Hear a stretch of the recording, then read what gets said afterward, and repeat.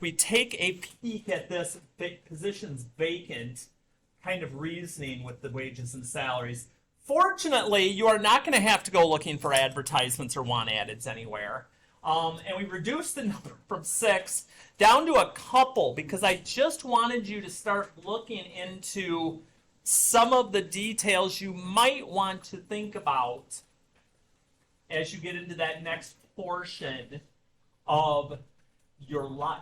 So, as you get here, the biggest parts that I'm interested in having you find out about as we're doing this is not as much about a job description. Most jobs hopefully are going to give you a decent job description. That seems kind of crazy.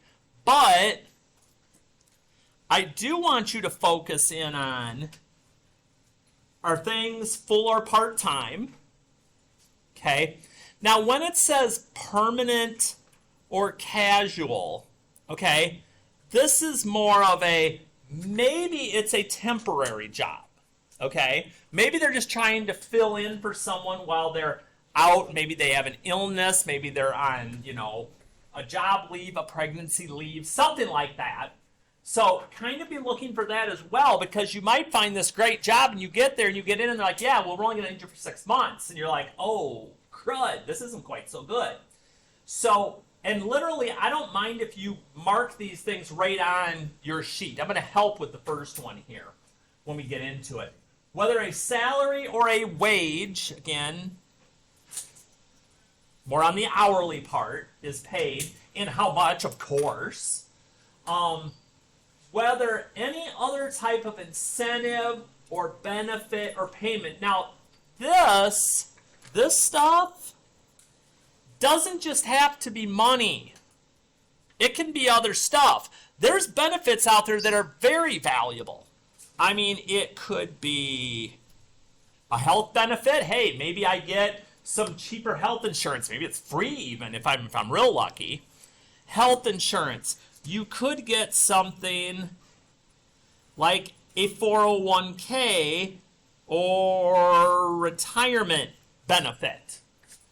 This we'll get into in a later unit, but that, let me get it on the screen there. That can be a huge benefit too. Maybe they match what you put in. Maybe they just put in a certain amount for you.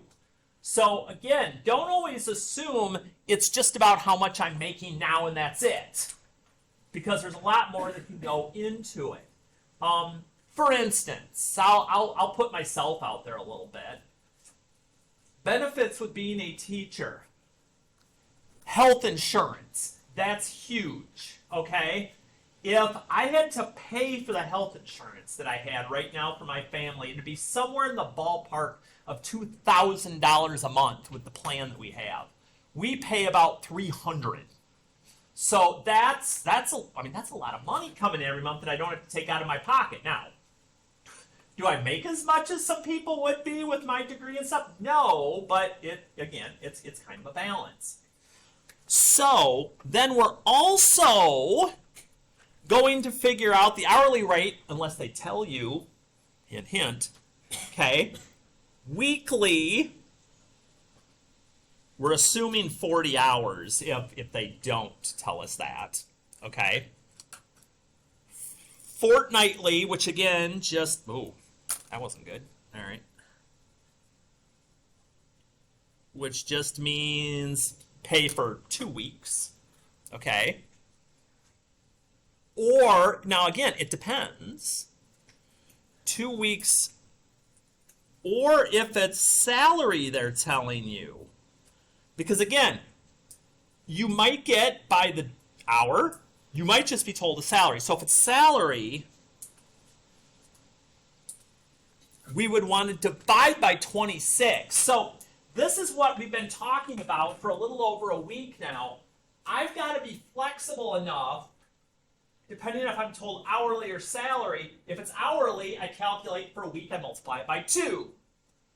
If it's a salary, I'm going to take my whole year and divide it by 26, because again, 52 weeks, every 2 weeks. That's where that comes from.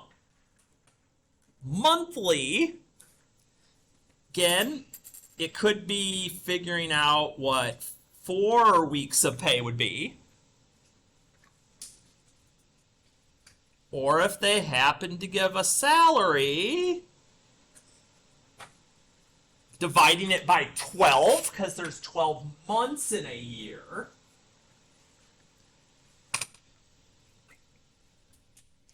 And the annual pay. Now, if it's annual pay, that is another way of saying a salary. So if they gave us a salary, we already have the annual pay.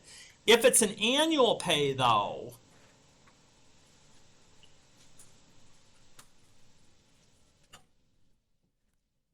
it would be my weekly salary times 52, because there's 52 weeks a year.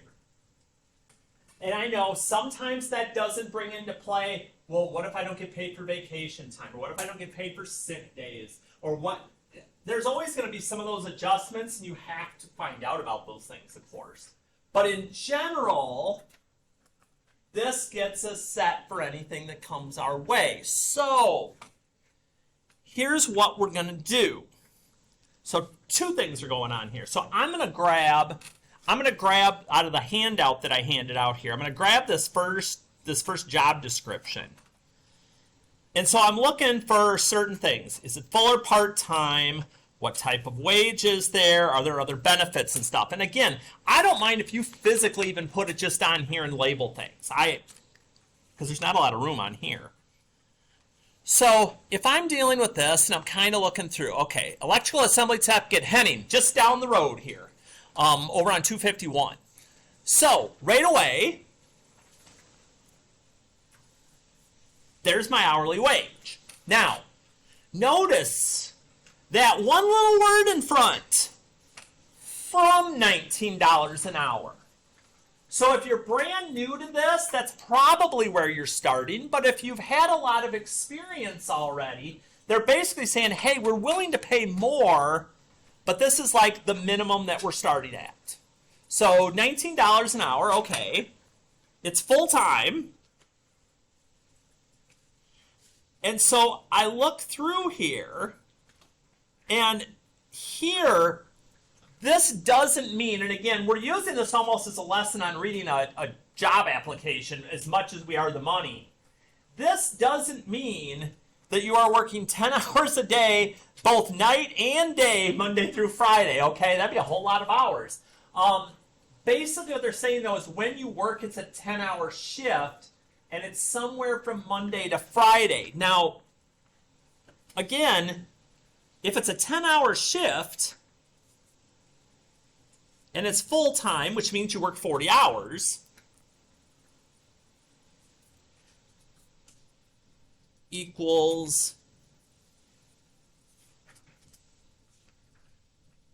you're going to be working longer hours those 4 days, but maybe you'll work Monday through Thursday. Maybe you'll work Tuesday to Friday. Maybe you'll have a day off in the middle. Okay? If you're a night person, maybe you'd rather be working the 10 at night to 8 in the morning shift. I don't know. Or whatever that is. So there's flexibility here. Maybe you have kids. You want to be working during the day, so you're home with them. This is letting you see all this information before you go ahead and get all ready and it's going great, and then they go, here, we need you working here. You're like, oh crap, I can't do that. So kind of looking with that as well. When we're talking about the benefits. Oh, benefits. Hello.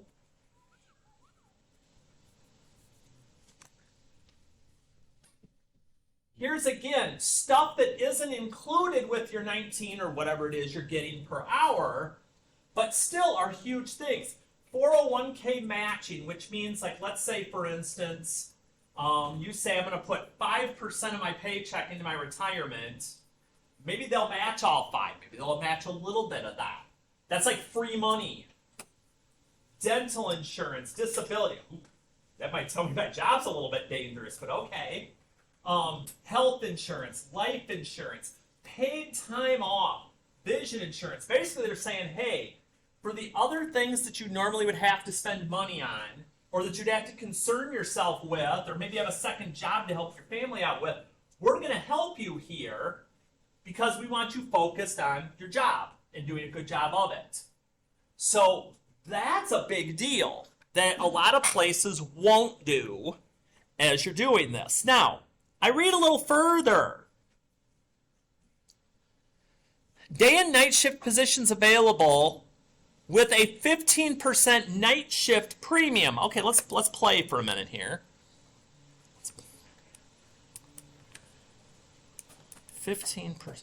So $2.19 plus $2.85.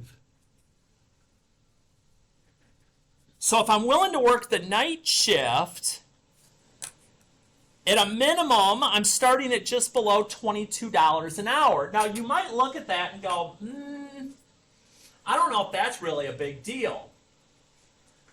Let's think a little math here. So if I'm making an extra $2.85 an hour for 40 hours a week, I'm making an extra $114 a week. If I do that for a year, it's almost $6,000 make a difference to you? Maybe. Maybe not. Maybe your beauty sleep is too important. I don't know.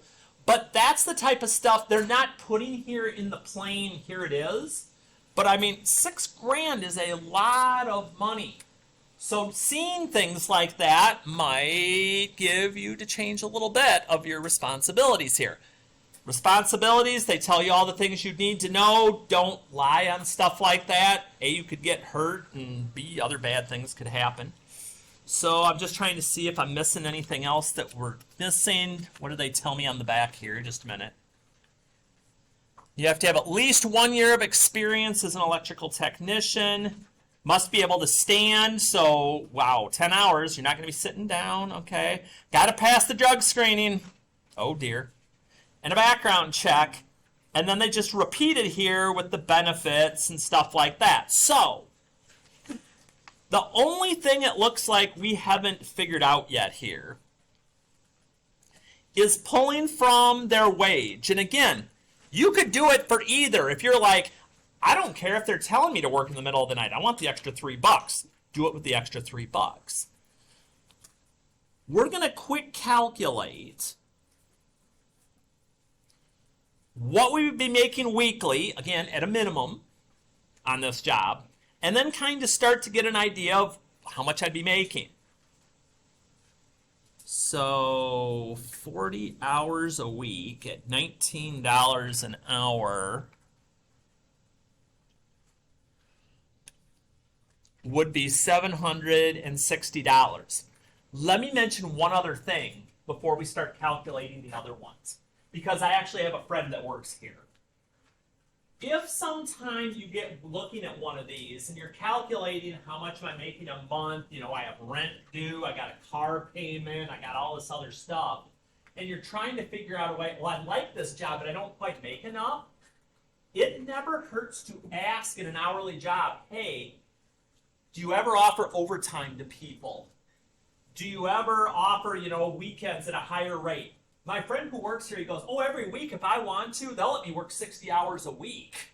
Because he goes, we have people that don't want to do basically anything. So he goes, they're begging people to work.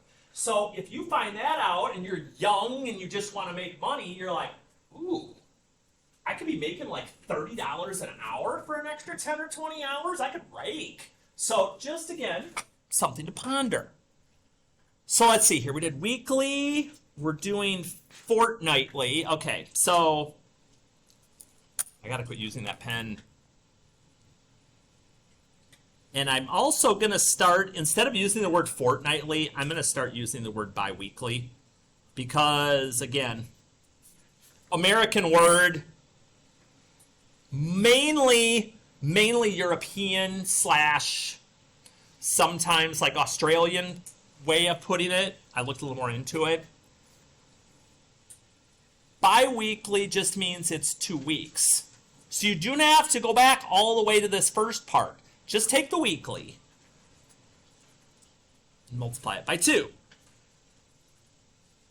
So let's see here, $1,520. Okay, that'd be a typical, since most places in the U.S. pay bi-weekly, that'd be your check every 2 weeks. And then you could keep expanding it out to monthly and annual. So we'll do that.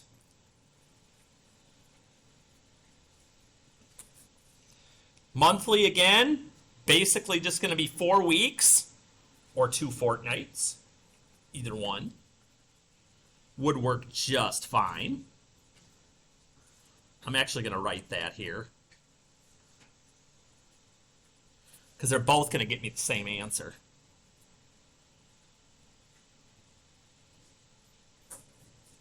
So I'd be looking at about $3,000 a month, which again, sounds like a really good thing at the start.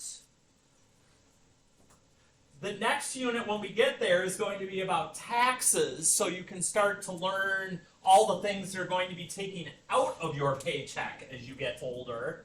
So you can look at that and go, I'm not going to see all that money. Yeah, I definitely don't. So when we get to the tax unit, I'll actually break down one of my paychecks so you can see too just how much things tend to get taken away here. And finally, annual. Okay, and again, I could use any of these. If I want to use weekly, I just use 52. If I use monthly, I use the monthly number times 12. They're both going to get me to the same spot. 760 times 52. 39,520.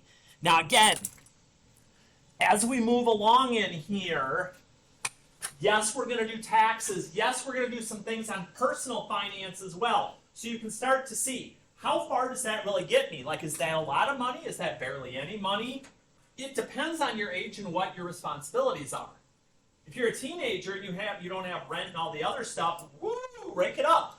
But if you've got a couple of kids and a car payment and medical bills, and all, maybe not. So again, something we're going to have to take into consideration as we go. But basically what we just did there on that one is what I want you to do on the second one, which I think is a dental hygienist, if I'm remembering correctly. You're going to be making more than this person does. And then to wrap up on the idea of just kind of starting to look at these things more and get an idea of how they work. On the back of that page is one last ad. It's all here already.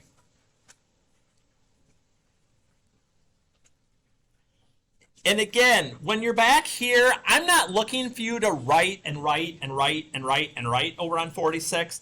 I do not need a job description. Like, it's kind of putting it right there. But you can get the rest of the information out of the ad, okay? When am I working? How many hours is it? When can I apply? How do I apply? To who do I apply? How much money are they offering? And all some of these other things where you learn how to dig in and get the information that you need as you're doing this. That's almost as important as figuring out how much they pay. You're like, okay, Hardy, is that enough? No. Okay. One last thing. Then I promise I'm going to be done. The next section after it looks like it's going to go on forever, but we're not doing it all at once. We're going to do it in little pieces. What this basically does is it starts to review everything that we have played with so far in this unit. It goes all the way back to the beginning when we're making some amount per hour. We're just going to multiply and we're done. Some of it starts changing dates and times on you again, where we're getting back into this business again. Do I divide? Do I multiply? What are they asking me for? Okay, so the job today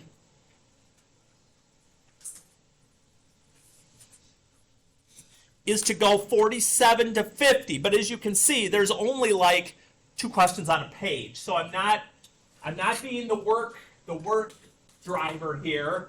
It's just, again, I want you to keep this stuff fresh as we start heading towards the end. We've got a couple little pieces left to add, but probably towards the end of next week, we'll be through this unit and getting ready to head towards taxes. So play with these. If you still are looking to make corrections on the last quiz we did and turn those back in for points, again, today, turn them in tomorrow if you still need that time. Or some of you have been asking about getting your grade up. If you have packets that you've never turned in, okay, and you've got some work in there, it doesn't mean just the notes and nothing else, but if you literally did some work and haven't turned in, turn those packets in. I'll still take them. I don't care if they're from Unit 1. And you can get some points there too. So, again, make use of the time. If there's something I can help with, let me know. Otherwise, I'll get out